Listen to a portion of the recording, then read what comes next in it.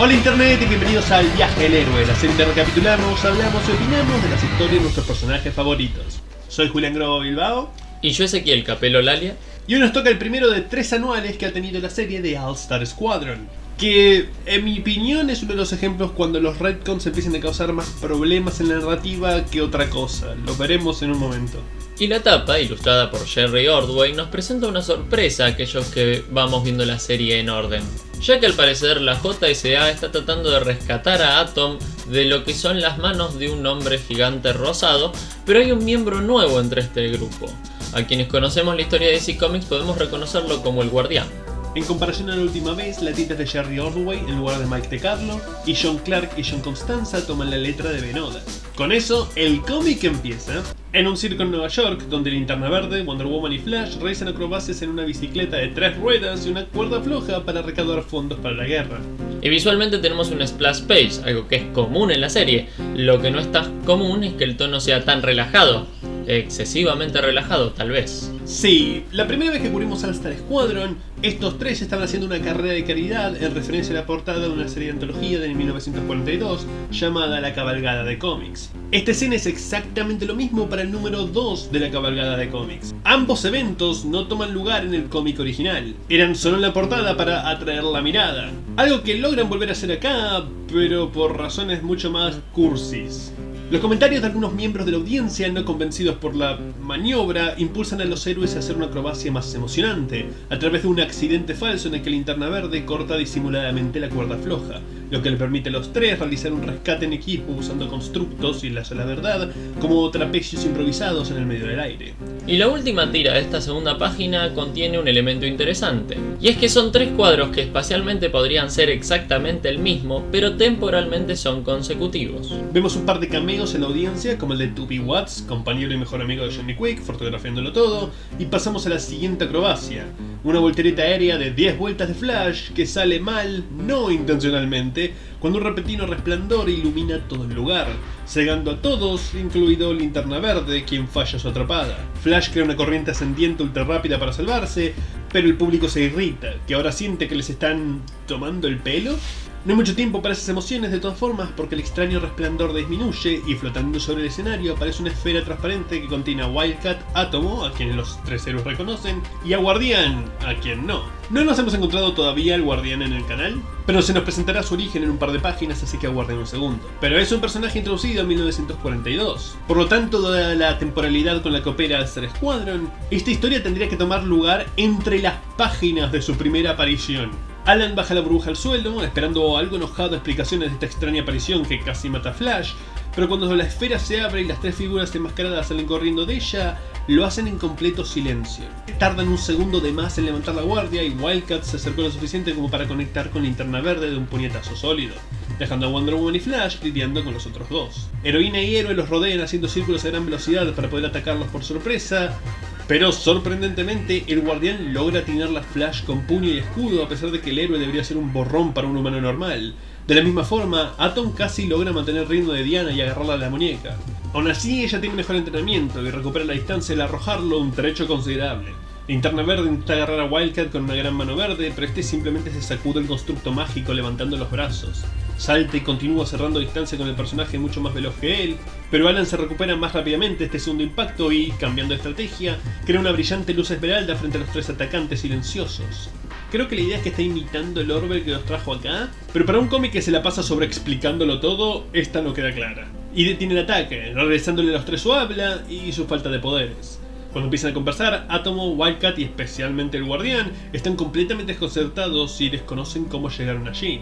Pero antes de poder ponerse al día, el público, que cree que todo fue un acto de acción espectacular, salta en las gradas y van corriendo hacia sus héroes, así que Lantern y el resto dejan la escena en un constructo de alfombra voladora, ofreciendo la historia de Aladdin, de la cual Green Lantern toma inspiración. Y los 6 hombres misteriosos salen por la parte superior abierta de la gran carpa de circo. Con eso pasamos al segundo capítulo. Sí, este es uno de esos números que está dividido en 100 capítulos, pero a diferencia de los anteriores, como es un anual, es decir, un número especial y tiene más páginas, es más permisivo. y vemos al grupo sentados alrededor de una mesa sobre la alfombra verde mientras vuelan sobre Nueva York. Y este primer cuadro del capítulo, como acostumbra, más grande que el resto de la página, es una linda vista aérea de la ciudad. Podríamos decir que compositivamente nos demuestra que arranca un capítulo nuevo. Para fomentar la honestidad y poder trabajar apropiadamente, se deciden confesar sus identidades secretas, siempre y cuando Linterna Verde use ese anillo para borrarles la memoria a todos los presentes una vez terminado el caso. Aunque es diferente a muchas otras historias dado que hay consentimiento de las partes involucradas, sigue siendo algo morbosamente fascinante cómo historias viejas trataban el control mental. Xavier lo hacía cada 5 minutos en los cómics viejos de X-Men y no era tratado como una terrible violación de la autonomía de uno. Además es una excusa para darle al lector un repaso de los orígenes de estos personajes sin romper la continuidad. Y de todas las razones para esto, no será ni de lejos la más forzada que veremos. El primero es Wildcat, quien de niño, animado por su padre, tiene una gran pasión por los deportes, especialmente, y su favorito, el boxeo. Desafortunadamente, la muerte de su padre durante la depresión cortó su carrera deportiva y universitaria corta, y terminó básicamente en la calle hasta que conoció al campeón de boxeo de pesos pesados y su futuro mentor, Shocker Smith. Lo primero que vemos al Wildcat narrar esta historia es una composición interesante con 4 cuadros rodeando una imagen en la cual él está boxeando. Como no podría ser de otra forma, el encuadre de esta historia es a mano alzada, es decir, no está hecho con regla. Él lo acogió, le dio un hogar en su gimnasio y bajo su tutela tuvo una carrera muy exitosa, hasta que se encontró peleando por el título de campeón contra su maestro. Porque a mitad del combate, Shocker Smith murió en el ring.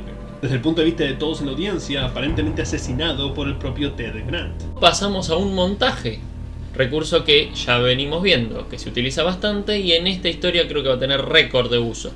Tomado inspiración por historias que escuchó de Linterna Verde, Grant adoptó la identidad secreta de Wildcat, resolvió el asesinato y probó la inocencia de su propio alter ego en el proceso. Pero todo esto sucedió hace meses. Esta noche, Wildcat estaba deteniendo un robo a mano armada que encontró mientras buscaba espías o simpatizantes nazis que golpear, y la enorme esfera brillante se le apareció en el callejón.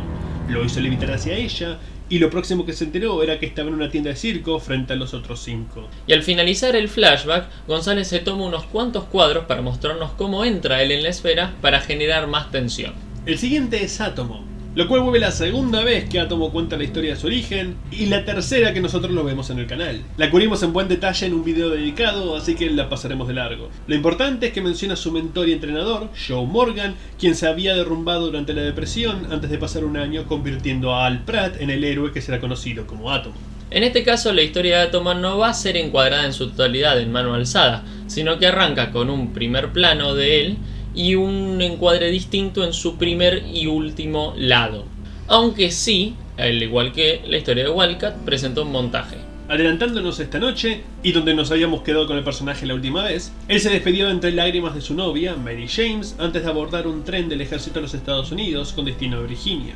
Buscando un poco de soledad en el tren de tropas, Al entró en un vagón de equipajes casi vacío y se sumió en sus pensamientos. Cuando la esfera brillante apareció en el vagón, e igual que como Wildcat le describió, lo hizo levitar, lo absorbió y despertó en el circo. Y al igual también que con la historia de Wildcat, González también se toma varios cuadros para generarle tensión a la entrada a la esfera. Por último, el guardián, nombre real Jim Harper. Comenzó como un huérfano y delincuente juvenil en el barrio suicida de Nueva York, hasta que, después de robar unas manzanas con su amigo de toda la vida, Leo, se encontró con Nat Milligan, quien le dio un hogar, lo ayudó a no tener que robar para vivir y, bajo su guía, se convirtió en un atleta completo. Esta primera parte de la historia de Guardián es original de este cómic. En su serie original no vemos su infancia ni quién lo entrenó, lo cual hace ya el punto de este número algo forzado. Un día, por nostalgia o algo más, Jim no pudo dejar de pensar en Leo y decidió buscar a su amigo de la infancia, ponerse al día, a pesar de las protestas de su mentor. Cuando lo encontró, aprendió que su viejo compinche no había tenido tanta suerte en la vida como él. Ahora está trabajando para la mafia y una pandilla rival puso una recompensa por su vida. Recompensa que es cobrada frente a Jim Harper.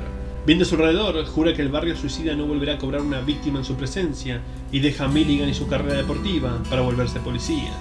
Desafortunadamente, ese uniforme no surte ningún efecto en este tipo de barrio. Los que quieren ayudar huyen de él y los responsables lo asaltan. Así que cambia la placa y el arma por un traje y escudo, tomando la identidad secreta como el Guardián.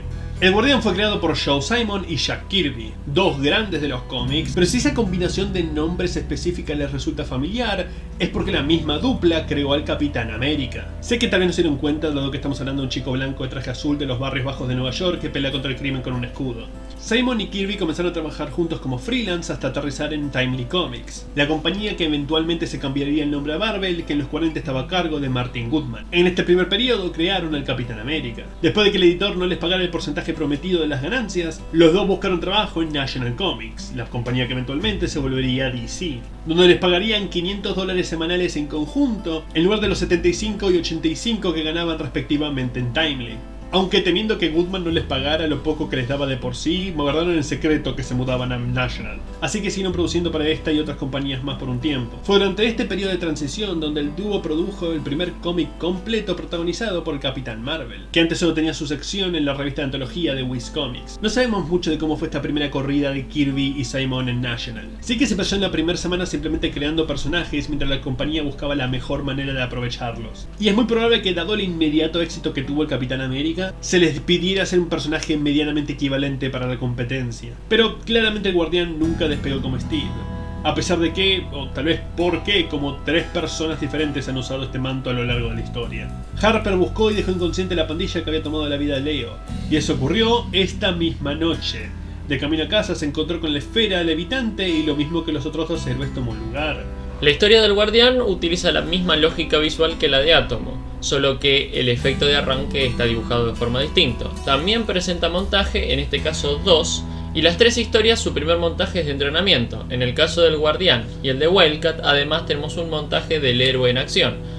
Por la obvia lógica de que este personaje es introducido por primera vez a nivel de historia, es un poco más extenso que los 2 anteriores. Dado que es el único de los presentes que no había tenido contacto con ninguno de los otros hombres misteriosos, como dije, técnicamente esta es su primera noche en el trabajo. Mientras narraba su historia, Diana lo envolvió en su lazo para que todos los presentes estén seguros de que su historia era verdadera. Esto causa algo de fricción entre el Guardián y los demás por no haberles dicho de esta función, pero puede comprender el punto de vista de los otros. Wonder Woman inmediatamente se percata de la conexión entre los 3 héroes, sin poderes, entrenados e influenciados por maestros del combate físico, y con la ayuda del anillo de poder de Linterna Verde, que sondea mentalmente a los 3 narradores, aprenden que Joe Morgan, Nat Milligan y uno de los entrenadores de la Universidad de Ted Grant, antes de que su padre muriera, eran todos la misma persona. Y esta revelación a nivel visual se cuenta de la forma más sencilla posible. 3 primeros planos con un montaje de una misma imagen del entrenador que se concluye en una imagen más grande y resaltada con efecto para que nos quede bien claro que es la misma persona. Esta es la premisa de este libro. Thomas, fanático de la continuidad y estas historias, vio que 2 de estos personajes tenían la misma constante de un entrenador que sale de la nada, vio un tercero que no tenía explicación de dónde fue entrenado y decide conectarlos. Hay mucho que decir de este tipo de retcons y las opiniones van a variar dependiendo del lector. Algunos piensan que hace más pequeño el universo, otros que transforman una repetición o cliché al volverlo algo intencional, otros que no es necesario explicar estos detalles de una historia de fondo, otros que no es un detalle, por lo tanto necesita ser explicado. A mí, en un principio, hasta acá no me molesta. Estoy en el campamento de que esto eleva o le da valor a la reiteración de un tropo. Pero sí, no digo que esté perfectamente ejecutado. Primero siento que lo de inventarse lo del Guardián pierde un poco la gracia. Pero nunca habíamos sabido cuál era su pasado, así que mata a 2 pájaros de un tiro. Segundo, Wildcat. Claramente la conexión tendría que ser con Joker Smith, quien salió de la nada y salvó a Ted de las calles, igual que los otros 2. Pero como muere en el origen, tiene que usar uno de estos tantos entrenadores con los que estuvo durante la universidad antes que su padre muriera. Le quita el peso emocional comparado con los otros 2 y lo deja algo forzado. Y tercero, la historia pierde este enfoque al final. Con esta nueva información, Diana tiene la teoría de que la frustración profesional y la amargura personal de Morgan/Milligan podría ser un factor en los extraños sucesos de la noche. Vio 3 oportunidades de fama y fortuna que decidieron dejar sus carreras deportivas. Pero la explicación de Diana no concuerda totalmente. Wildcat continuó su carrera de boxeador, solo le puso pausa por la depresión y el fallecimiento de su padre. Y fue Morgan quien abandonó el átomo, no al revés. Al menos en la versión que Thomas escribirá. En el cómic original, Joe Morgan ayuda al átomo durante un par de números y luego desaparece de la serie sin dar explicación alguna. Pero todavía tienen que averiguar dónde está ahora el misterioso entrenador de héroes y cómo está involucrado en estas esferas que secuestran y dan superpoderes a personas regulares. Así que se dividen en 3 equipos para encontrarlo. El capítulo cierra con Átomo deseando tener un poco más de ayuda, lo que en realidad es un repaso de la serie hasta el momento. También sirve para ubicar el anual temporalmente, dado que a veces puede ser difícil para los lectores saber dónde ubicarlo en relación con el resto de la serie. Más útil aún cuando a veces pasan cosas en distribución o producción que causan que el anual salga más tarde de lo que debería, como le pasó a este. Y además con esto, Hawkman hace técnicamente aparición en el número a base de este cameo, cumpliendo la intención de mantener la tradición del cómic de All-Star original y haciendo que Hawkman aparezca en todos los capítulos. Y además de la necesaria función narrativa que Julián acaba de explicar, también tiene una muy bonita función visual. Y es que si bien, al igual que uno que no mencioné anteriormente, que es la historia en donde Wonder Woman saca conclusiones, se utiliza un montaje, este, en mi opinión, es el más lindo de todo el número, y probablemente si alguien dijera, che, hay demasiados montajes, hay que recortar alguno, este seguro que no se tocaría. El Guardián y Flash visitan la última dirección conocida de Nat Milligan, un piso destartalado en el barrio suicida. Jim y Jay se preguntan por qué el cambio de nombre, además de charlar del estado del barrio. Guardián duda de su capacidad de marcar una diferencia, pero Flash le señala que la gente necesita un rayo de esperanza, no de afuera, no de la ley, sino local, desde adentro. Y vemos gente pobre saliendo de sus departamentos al ver a su héroe pasar. Un buen refuerzo visual en lugar de dejar todo el peso en las palabras de Flash. Ellos entran en el departamento cerrado de Milligan con la ayuda de la supervelocidad de Flash y encuentran el inquilino en su interior, pero mucho más alto, atlético, de color magenta brillante, emanando una luz casi cegadora. Y aunque aparece con la voz e imagen de Nat Milligan, la forma en la que habla parece ser otra entidad tomando su cuerpo. Pero sea lo que sea, también se ha apoderado de las cuentas pendientes de su huésped, con Jim Harper. Milligan proyecta dos esferas brillantes hacia el Guardián, Flash las contrarresta vibrando el aire para retrasarlas, permitiéndole a Jim atacar al hombre resplandeciente. Y para su propia sorpresa, y la de Flash también, lo deja inconsciente de un solo golpe. Apenas tienen tiempo de expresar su escepticismo por la facilidad de la pelea, antes de que la figura brillante sufra una transformación, que es privada al lector cuando pasamos a Wonder Woman y Atom en el Jet Invisible, dirigiéndose a la granja del difunto tío de Al Pratt, que este le dio como hogar a Joe Morgan durante el año que entrenaron juntos. Al entrar, el lugar está descuidado, lleno de telarañas y con un rastro claro de que alguien ha estado recientemente. Al seguir las huellas en el polvo, se encuentran con una sábana que oculta la misma imagen que recibió Linterna Verde y Flash. Así que esta cosa poseyendo a Joe Morgan se metió en la casa, se puso una sábana encima y se quedó ahí parado esperando que alguien llegara. A diferencia de Milligan, este brilla de color azul claro. Diana lo enlaza, pero no logra someterlo mágicamente, indicándole a la Amazona que esta cosa no es un ser humano. Y en este intento de Diana de enlazarlo vemos una linda imagen en donde el fondo pasa a ser completamente blanco y solo nos enfocamos en los tres protagonistas, para después pasar, obvio, a un montaje. Con la restricción fuera de posibilidad, Diana le asesta 2 puñetazos al 1 y Morgan cae al suelo, sin oponer resistencia alguna. Montaje que hace que esta pelea tenga muchísimo más efecto del que realmente tiene. Como mencionó Julián, no hay mucha resistencia. Igual que la primera vez, ambos reconocen la sencillez del combate y fuera de cuadro, la figura brillante experimenta un cambio. Por último, vamos a Linterna Verde y Wildcat, que vuelan al famoso gimnasio Williams donde el joven Ted Grant se entrenó profesionalmente. Cada vez que hacemos transiciones empezamos con un cuadro grande que pareciera el inicio de un capítulo nuevo, pero por suerte no, porque si no tendrías muchos capítulos. Me gusta que Alan es medio fanboy del boxeo y de Ted Grant en particular. No a niveles exagerados, pero se siente que en cualquier momento le va a pedir un autógrafo. Menciona haber estado orgulloso de haber podido aguantar un golpe de su ídolo y se siente honrado de pisar el gimnasio donde se formó. Hay algo tierno de un héroe admirando la identidad secreta del otro en lugar de la heroica. El gimnasio está lleno de boxeadores, pero uno sobresale del resto, grande, brillante y dorado, que está interrumpiendo un combate de práctica. Uno de los peleadores, ofendido, lanza un derechazo, pero su puño atraviesa el cuerpo del desconocido sin causarle daño. En respuesta, Morgan lanza a los 2 boxeadores del ring por encima de las cuerdas. Wildcat salta para amortiguar la caída de uno, mientras que Linterna atrapa al otro con un gran guante de béisbol verde. Con los civiles fuera de peligro, Ted sube al ring para luchar contra esta amenaza de manera arrogante y burlona. Lo que se nota en leguas es que Wildcat tiene mucha más personalidad que los otros protagonistas que hemos tenido hasta ahora. Más arisco y terco que los otros, lo que es normal de él, es buena caracterización, pero le hace un gran contraste a la constante cordialidad de que los otros héroes muestran a lo largo de la serie. Al principio, esta aparición de Joe Morgan todavía es intangible, pero tras unas cuantas provocaciones de Wildcat, se solidifica. Y González nos muestra una composición espectacular en la que Morgan parece gigantesco, como si fuera un coloso, y Wildcat está chiquitito entre las piernas por la perspectiva que nos ofrece. Por lo tanto, podemos concluir que esta va a ser una gran pelea. Y queda tirado en la lona de un solo golpe. O tal vez no.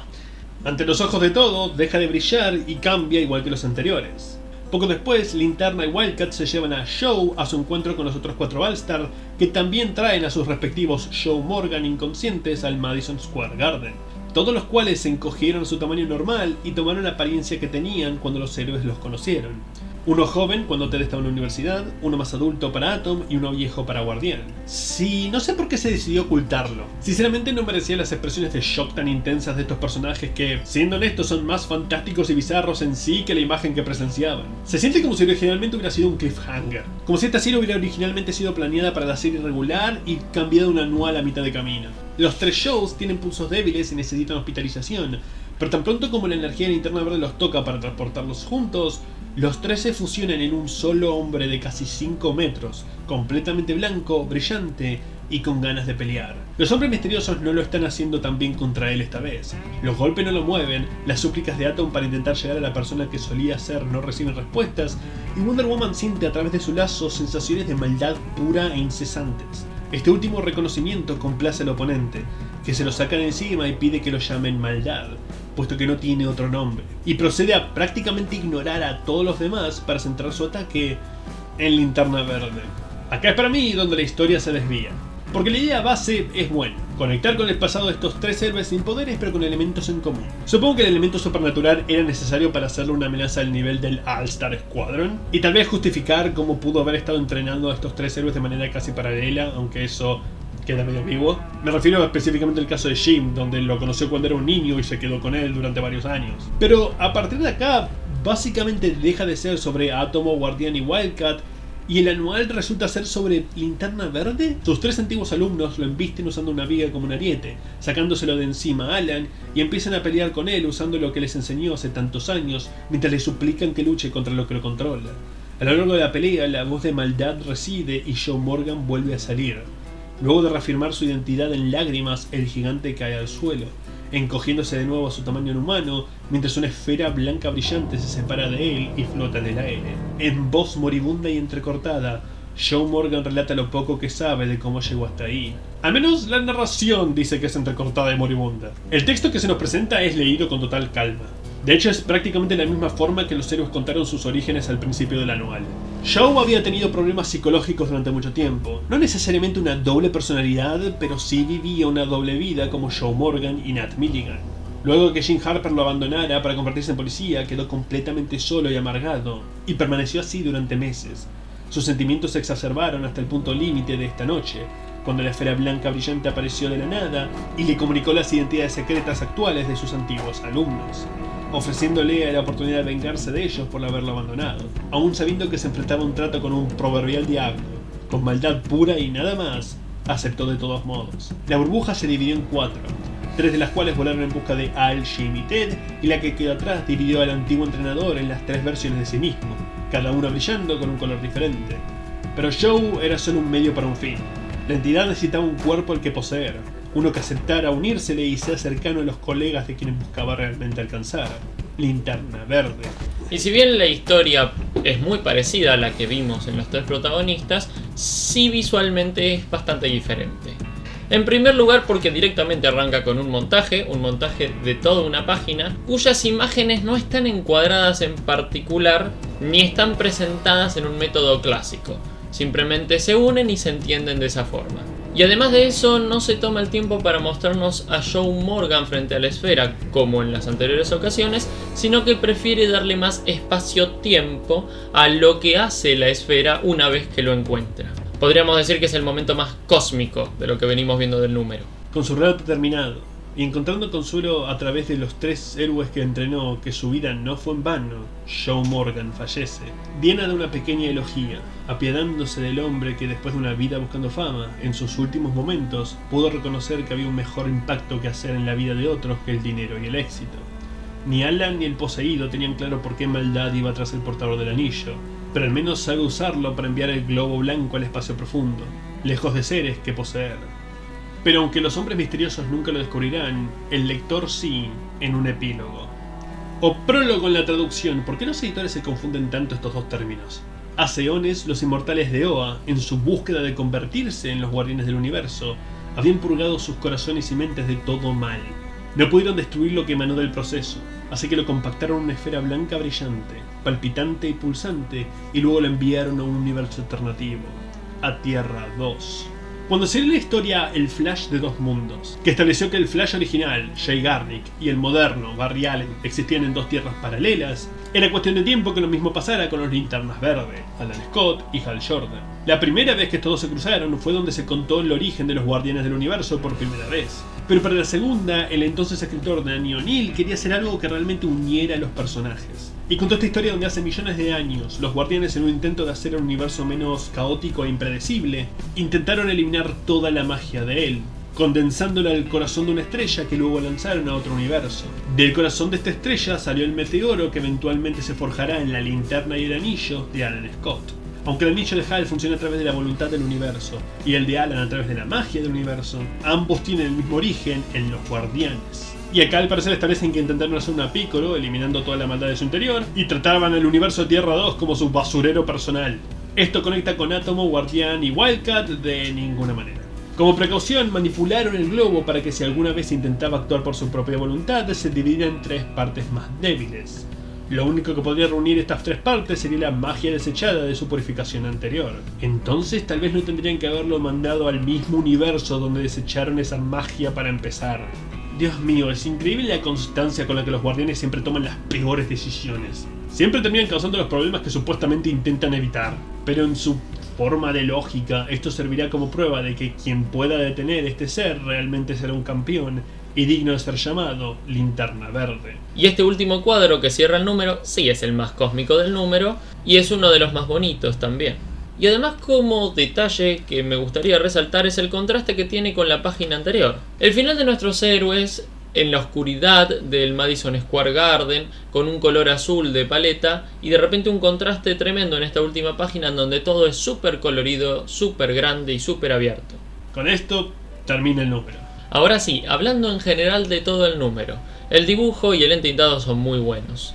También hay una utilización de trama mecánica para hacer algunos grises, algo que está también usado y no excesivamente usado, que le da mucho más realismo a ciertas imágenes. Uno de los mejores detalles que nos viene presentando González, que venimos mencionando anteriormente, es lo dinámicos que son todos sus planteos. Tal vez ni siquiera sus planteos, son las figuras y la manera en la que compone. Y el uso de los montajes lo hace realmente muy bien, por eso se excede y nadie se va a quejar. Generalmente decimos número con mucha acción, este número tiene mucha acción, especialmente mucho boxeo y esferas de energía. Y también hay un excelente uso de la narrativa, especialmente la que tiene que generar cierta tensión, cuadros consecutivos, diferentes usos de plano de cámara y efectos de línea. Es decir, podríamos decir que es un número visualmente muy redondo. De cierta forma, esta es una de las historias que más se asemeja a la serie All-Star original. A los héroes se les presenta una premisa, se separan en equipos a lugares diferentes, tienen aventuras diferentes antes de converger al final del libro. Pero la historia en sí, ya... ¿Por qué conectar con Linterna Verde? ¿Por qué no enfocar la resolución en los tres personajes realmente conectados a Morgan? Y ni siquiera realmente funciona como historia de Linterna Verde. Porque al final, los Guardianes, presagiando lo grandioso que es Alan Scott y cómo es digno del título, queda algo vacío porque Alan no fue el que derrotó a la maldad.